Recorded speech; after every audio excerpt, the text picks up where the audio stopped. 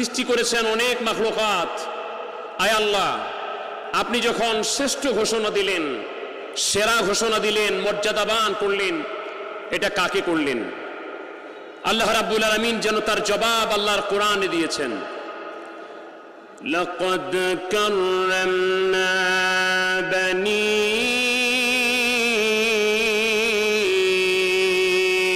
আদম।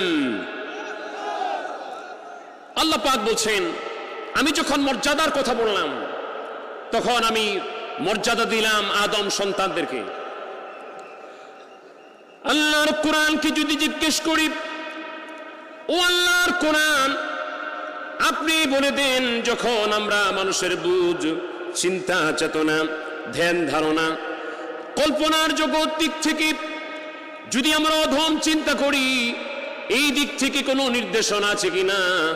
আল্লাহর কোরআন বলবেন আছে। আমার আল্লাহ রাব্বুল আলামিন এই মানুষ সম্পর্কে বলেছেন, উলাইকা কাল আনআমি বাল হুম আদাল। আল্লাহ রাব্বুল আলামিন বলেন, যারা কান থাকতে শুনে না, চোখ থাকতে দেখে না, হৃদয় থাকতে অনুধাবন করে না, তারা চতুষ্পদ জানোয়ার। আল্লাহ শেষ করেন নাই, বরং আল্লাহ পাক বলছেন তার চাইতেও বড় অধম। দুটি আয়াত দ্বারা